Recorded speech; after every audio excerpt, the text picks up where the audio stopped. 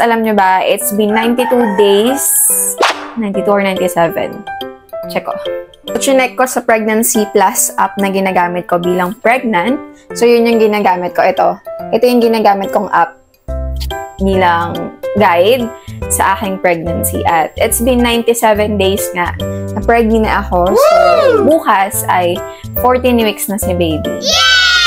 I-share ko sa inyo yung mga ginagamit kong product na pwede sa buntis. So, simulan na natin? Sige, tara.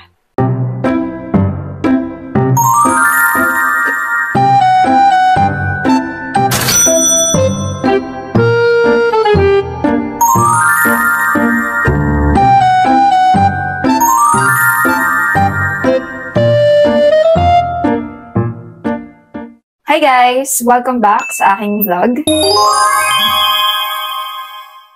So for today's video, I will be sharing with you guys yung mga products na ginagamit ko bilang buntis at yung ibang mga items na na-purchase ko naman online. So unahin natin yung ginagamit ko sa face. Currently, skincare ko ngayon bilang preggy. So, ang una kong ginagamit ay ito. From Lux Organics, facial wash, which is yung aloe vera nila with vitamin C. So, ito yung facial wash ko ngayon. At alam nyo ba guys, ito yung ginamit ko na medyo nasa-satisfied na ako. Kasi before, talagang marami akong ginagamit. Nagre-rejuve ako, ganyan. So, nung ginamit ko siya ngayong preggy ako, parang, alam mo yung na-at ease ako na, ay, salamat. Meron din ako nakasundong facial wash. Eto, napanood ko lang din ito sa isang YouTuber na pregnant woman din. Ito yung aking ginagamit niya. At alam niyo ba guys, okay na okay to kasi with vitamin C siya. Nakakatulong magpalighten ng mga dark spots ko. So, this is a holy grail for me right now. Itong from Lux Organics Aloe Vera with vitamin C. Next naman, ito recently ko lang ginagamit, pero i-share ko na rin sa inyo. Alam nyo ba guys, kapag buntis ka, prone talaga sa dryness yung skin natin. Kasi, alam nyo yun, nagsistretch, ganyan. Lumalaki tayo, especially ilong lumalaki to. Alam nyo yan, braso lumalaki, legs. Lalo na, as in, yung body natin nag-change. So, etong na-discover ko from Ever Organics, since nga, nalimit na yung paggamit ko ng ibang skincare. Ito yung ginagamit ko ngayon kapag na-feel ko na nagda-dry na naman, ganyan, no? Nagdadal yung skin mo kasi nga wala nga kang ginagamit. So, ang ginagawa ko is nag-spray lang ako nito ganito. Hanggang neck. Tapos, minsan kapag sa skin ko, pag nag-flakes, naglalagay din ako, ganyan. Naglalagay din ako sa skin. Kasi, nakaka-hydrate siya. Well, of course, aloe vera ulit siya. So, yun nga. Aloe vera, hydrating, tapos may cooling effect siya. So, nakaka-glow siya. Alam mo yun, natutulungan yung dryness na ma-prevent yung dryness throughout the day kapag meron kang ganito. So, for me, ito talaga yung nakaka-glow muna sa akin ngayon. Na-preggy ako kasi nga, alam nyo na, bawal talaga gumamit ng iba-ibang products. Lalo na kapag hindi ka aware sa mga ingredients. Sasuggest ko din sa inyo guys na lalo na sa mga first time na buntis, first pregnancy nyo, mag-research kayo mag-research kayo ng mga products na pwede sa buntis para naman aware kayo sa mga products na ginagamit nyo. Next naman na ginagamit ko ay itong from Hello Glow na vitamin C serum. So, soothing gel naman siya. So, ayan, kapag may mga pimples akong tumutubo, syempre wala nga, especially bawal gumamit ng salicylic acid. So, di tayo pwedeng gumamit ng salicylic, kaya naman, eto, even before ginagamit ko na siya kasi nga, kapag nagre-rejuve ako, andun yung redness, andun yung peeling. So, kailangan ko ng soothing gel. At ito nga yung ginagamit ko, which is my vitamin C na nakakatulong para mag-lighten yung mga dark spots ko. So, eto. Bumili ako nito sa TikTok. Naka-buy one, take one siya. So, ito yung isa ko. Naka-wrap pa. So, yun. Okay, next naman. Dahil mga buntis, kailangan mag-ingat sa paggamit ng sunscreen. Alam niyo naman nowadays, sobrang trend ng sunscreen, di ba? Kahit naman dati, hindi naman ganun ka ang sunscreen. Like, yung mga matatanda before, hindi naman aware sa sunscreen. Pero iba na ngayon. So, aware na lahat ng mga tao na gumamit tayo ng sunscreen, di ba? Kung ano yung benefits ng sunscreen sa skin natin. Pero ngayong nabuntis nga ako, medyo nahirapan ako humanap ng sunscreen na pwede sa akin. Kasi, alam mo yun, before, kino-consider ko yung mga ingredients ng sunscreen na binibili ko kasi acne-prone skin nga ako, ganyan. So, ngayong buntis ako, mas mahirapan ako doble. Kasi ang sabi din sa research, hindi pwede sa mga buntis yung mga physical sunscreen. Ang pwede lang ay yung mga mineral sunscreen. At alam niyo ba kung ano lang yung mga mineral sunscreen na available sa market? Kaya hirap na hirap akong bumili. Tapos eto ha, sobrang mahal pa niya. Sobrang mamahal pala ng mga mineral sunscreen compare sa mga physical sunscreen na ginagamit natin. So, ano nga ba yung mga mineral sunscreen? So, ito yung nakita ko sa Watsons na pwede sa mga buntis. Yung Aveeno sunscreen nila. Aveeno. From Aveeno ha. Yun nga lang, ang mahal. Diba? Mahal talaga ng Aveeno sunscreen. So, naisip ko, pwede ba kaya akong gumamit ng Fairy sunscreen? Ganyan, kasi yun yung favorite kong sunscreen. Or yung mga available sa market. Hindi talaga pwede, guys. Kasi kung paglalaban nyo yan, makakompromise talaga yung safety ni baby. Kasi may mga chemicals talaga yan na bawal. Especially mga active ingredients. Yun talaga dapat yung iwasan natin. Lalo na yung mga retinol, ganyan. May mga brightening, salicylic, mga ganyan. Though, niacinamide is safe naman. At yung may mga hyaluronic, yung mga hydrating, ganyan. Pero, for now, since hindi rin naman ako masyadong gumagamit ng sunscreen at hindi rin naman ako masyadong umaalis sa loob ng bahay. Minsan lang talaga. Eto, ginagamit ko siya. Hindi lang, konti-konti lang sa face, tapos sa body, more on sa body. So, ginagamit ko tong sa Hello Glow na lightweight sun gel cream. Tapos, alam ko maganda naman yung performance nito kasi based sa mga reviews na nakikita ko sa TikTok. Okay siya. Safe. Tapos, ang okay rin dito is, ayan, nandito sa likod yung mga, basahin ko. Cruelty-free, paraben-free, which is good. Alcohol-free, gluten-free, at vegan siya. So, ibig sabihin, I think safe naman siya. Kasi, though hindi ko pa rin na-ask sa OB ko kung safe ba talaga siyang gamitin, pero ginagamit ko siya sa skin para naman hindi ako mangitim. And what I like about this is aloe vera pa rin siya with bamboo leaf, hyaluronic acid, and watermelon extract, which is really great ingredients for hydrating. So, ayan. Kung naghahanap kayo ng sunscreen, kung gusto nyo akong gayahin, guys. Pero itanong nyo pa rin sa OB nyo kung pwede ito. Kasi itatanong ko din talaga. Guys, itatanong ko. I'll be back with you. Okay, next product naman is for lips na sa lips. So, kailangan ko lang mag-hydrate, ganyan. So, ito yung ginagamit ko. Vaseline Lip Therapy na Rosy Lips. Yung variant, yung flavor, rosy lips. So, ayan. Ito yung ginagamit ko sa lips. Tapos, pinapatungan ko na tong lip tint ng Sugar Dolls. So, ayan. Yun lang. Very, na lang tayo ngayon. Simple girl na gano'n. Kasi nga, para naman sa safety ni baby. So, next naman, guys, syempre, ito, take note, guys. Ito, lately ko lang din na-realize na hindi pala talaga pwede basta-basta gumamit ng kahit anong products ang mga buntis. Kasi kailangan talaga natin maging mindful sa mga product, sa mga ingredients. Okay. Para sa deodorant, ito. Before, ang ginagamit ko ay itong Nivea, Rexona, ganyan. Yun yung mga ginagamit ko kasi usually, yan naman talaga yung ginagamit natin, di ba? Yung sa butika lang, ganyan, bibili lang sa labas. Tapos, nung nag-check ako sa TikTok, bawal pala. So, yun, naghanap ako ng pwede sa buntis. At ito yung nakita ko, guys.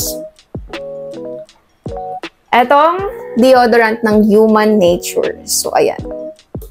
Ito na yung ginagamit ko ngayon. Nag-switch agad ako kasi ayoko talagang makompromise yung safety ni baby. So, ito na yung ginamit ko agad. Umorder agad ako sa... hindi ko pala siya in-order. Binili ko siya sa Watson, sa Pinamalayan. Bumili ako sa Pinamalayan.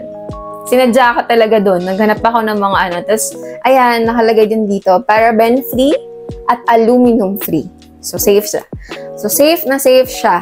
Okay, guys? So, kung naghanap kayo ng deodorant, ito na yung gamitin nyo. Next naman, syempre, since preggy nga, diba? Nag-i-stretch tayo, ganyan. May mga makakate, kasi nga nag-i-stretch. Nag-i-expand yung tiyan natin, lumalaki. Eto, nakita ko lang din to sa TikTok, itong Skin Elasticity Oil from Buds and Blooms.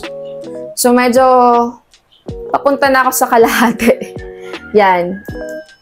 Saka ako ni-review talaga nung medyo ginagamit ko na. At maganda siya, guys. Sabi ng mga na gumagamit na mami sa TikTok, mga buntes din, mas maganda, mas maaga daw tayong gumamit nito para mas ma-prevent yung mga stretch marks. As early as 2 months, ganyan. Kaya nag-start ako, buti na lang, 2 months pa lang ako nang bumili ako nito. Tapos sabi ko, gamit ako nito para naman, you know, extra, diba? Na extra care, ganyan, which is really good. Yan. So, kung naghanap kayo ng elasticity oil, sabi kasi nila kapag may makate daw, ganyan, pahiran lang ng mga oil. Tapos ito, maganda to kasi elasticity oil siya. Meron din ako ditong same lang din na oil for stretch marks, which is itong Mustela oil. Paraben-free din siya. Tapos, hypoallergenic, ganyan. Kapag may makati naman akong nafe-feel sa tiyan ko, pag may nangangati-ngati ako, ganyan. Ito naman yung pinagamit sa akin ng kapatid ko. Yan. Tapos, meron din ako, guys, Mustela din to, para naman sa nipples. So, yun. Para sa nipples. Nursing cream siya. Kasi, alam nyo na, nagsisore na yung breast natin. Tapos, medyo nung una, napansin ko na masakit siya, nagtutuklap, ganyan. Parang, nagsistretch din siya. Late ko na to nagamit. Kasi late ko na rin siya nakuha. Yan, pinagamit sa akin ng kapatid ko. Mustela. Alam ko mahal to guys. Mustela. So, ayan. Next naman, guys, punta naman tayo sa body. Hair and body care ko ngayon. As buntes.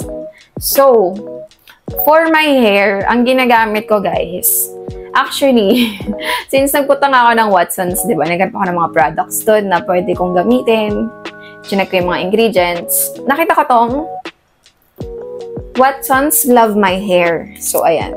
Yung shampoo ko galing Watsons lang. So, doon ko binili. Hindi na ako naghanap ng ibang mga shampoo na ayoko na pa gawing komplikado. Ganun. Basta ito, chinek ko lang ingredients niya. Since aloe vera siya, at aloe vera talaga yung product na mga aloe vera muna yung mga ginagamit ko ngayon, ganyan. Chinek ko din naman siya, nakalagay free from silicone, parabens, SLS, mineral oil, alcohol, and lanolin. So, chinek ko naman yung mga ingredients na yan. Yun nga talaga yung mga ingredients na harmful sa mga pregnant woman. So, ayun, sabi ko, okay to. Tsaka meron siyang algae extract, moringa seed extract, pro vitamin B. Tapos, with keratin booster din siya. So, alam niyo yun, nung ginagamit ko na tong shampoo na to, ayan, kita niyo naman may bawas na, diba? Nung ginagamit ko na tong shampoo na to, feel ko kasi, parang ang bilis sumaba na ng hair ko kasi nagpagupit ako before ako ma-preggy. Before knowing na preggy na ako, ganun. Before ko man-nose, nagpagupit ako. Tapos, syempre, gusto ko, bago ako manganak, alam mo yun, medyo mahaba na yung buhok ko. So, sabi ko, ito na lang muna yung gagamitin ko kasi safe naman to at organic. So, ito muna tayo sa aloe vera ng Watsons. So, next naman, guys, ay, ito namang sa skin ko. Skin. Ang alam ko kasi, bawal talaga yung mga Kojic soap. Pero recently ko lang din nalaman. Alam niyo kung bakit? Bumili ako sa tindahan ng pinsan ng partner ko, Ate Sheila. Nakita na bumili ako ng Kojisan. Kaka-check up ko lang. Kakaalam pa lang namin na buntis na ako. Tapos sabi niya, huwag kang gumamit niya. Bawal yan. Ganyan. Sabi ko, ganun ba? Bawal na pala. Kaya tagal ko lang Kaya yun, goodbye Kojisan muna. Siyempre, nalungkot ako kasi alam mo yun, talagang for life na yung Kojisa na yun eh. Mapamuka, mapakatawan. Kasi magaling yan sa pimples, especially pimples. So, ayan. Ito, nabili ko buy one, take one. Ito naman yung kasama niya. Ito for moisturizing. Ito naman for brightening. So, buy one, take one yan. Lagay ko na lang dyan kung magkano ko siya nabili. So, ayan. Pag naubos ko tong isa, ng moisturizing, yung brightening naman yung nagamit ko. Same as the shampoo, 0% silicone siya, tapos parabens free, tapos mineral oil. Tapos, ang maganda dito guys, 1,000 ml na siya. So, makakatipid na talaga. Ayan o, gamit na gamit ko na rin, hanggang dito na siya. So, yun. Actually, nagda-Dove din ako. After ko mag-Dove na sabon, ito, gumagamit ako nito. Para extra moisturize kasi nga, nagda-dry na yung skin ko. Especially yung takip yung leeg ko, yan. Napapansin ko na. So, ayan. Next naman, for the lotion. Lotion, since nagba-body wash ako, nakaka-moisturize na yun, madalang na ako maglagay ng lotion sa skin. Pero minsan kapag na-natural exfoliant ako, yun, gumagamit ako ng towel, tapos nag-body wash, nag-flakes yung skin ko. So, ang ginagamit kong lotion, ito, sa Myra E. Paubos na nga siya. Actually, ubos na. Ito yung ginagamit ko kasi talagang moisturizing siya. Tapos minsan, ito, sa Avon, yan. Gumagamit din ako nito. Green papaya and calamansi. So, paubos na rin siya. Yun, 3 months na akong pregi. Tapos ito yung ginagamit kong lotion. Pinanggaganan-ganan ko lang. Tapos yun nga, brightening din siya. So, okay naman siya. Safe, diba? Brightening. Tsaka wala naman ako nakitang harmful ingredients sa mga products nito. And, umorder din nga pala ako nito. My Dream Skin na lotion. Kaya lang, late ko na nalaman na Kojic nga pala to. So, bawal siya. Pero, safe naman yung niacinamide. Pero since Kojic nga, at kailangan natin maging extra careful. So, ayun. Hindi ko na siya ginamit. Tinigil ko na. Pero, ginagamit ko siya, nilalagyan ko siya ng sunflower oil. Sunflower oil, actually, pwede nyo rin gamitin yan. Ang sunflower oil, pwede nyo rin pong gamitin bilang kung wala kayong pambili or, kung ito lang yung meron kayong available, kung ito yung available lang sa inyo, diba? Kung nakabili ka na nito before no nag-hype, na buy one, take one, pwede nyo rin siyang gamiting pangpahid sa tiyan. Mas maganda nga to actually, lalo na kapag may mga makakate. Ito, maganda raw to. Sunflower oil. Safe naman siya. So, yun. Based on my research. Meron din ako dito, syempre. Meron din ako ditong Johnson's baby oil na aloe vera with vitamin E. Pero madalang ko siya gamitin. Meron lang ako yan. Nandyan lang yan. Tapos, syempre hindi mawawala ang alcohol, guys. For protection natin yan. Actually, nag-hand wash din ako eh. Every puta akong CR, mag-hand wash. Pasok ko ng kwarto, mag-alcohol ako. Ganun. Ganun ako ngayon ka-sensitive. Ngayong pregi. Tapos, ayan, may share din ako sa inyo. Alam nyo ba, guys? Ito yung unang-unang wipes na nabili ko since nung nabuntis ako. At hanggang ngayon, may laman pa rin siya. Ilang pieces ba to? 80 plus 20. So, 100 pieces siya. At ngayon, alas nakangalaghati pa lang ako. So, sabi ko, okay naman siya. Na-test ko siya. Okay siya. Okay yung sheets niya. But ginagamit ko siya actually sa face. Hindi siya rough. Tapos sa skin, ginagamit ko rin. So, naisip ko, ito na lang yung i-hoard ko kapag nag-start na ako mag-ipon ng gamit or mga essentials, mga baby essentials naman. So, ayan. Siguro sa mga next video ko, yung mga baby essentials naman yung mga share ko sa inyo. Ano guys, nakaka-excite mag-ipon ng gamit ng baby.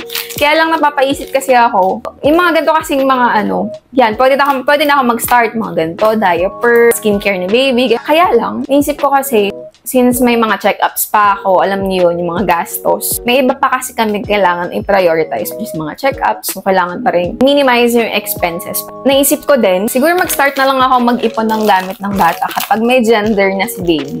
Siguro next month, mag-start na rin ako. Saka doon ako na-excite sa pag-iipon ng damit ng baby. So, ayun. Ayan. Yun yung mga products, guys, na ginagamit ko ngayon na buntis na ako.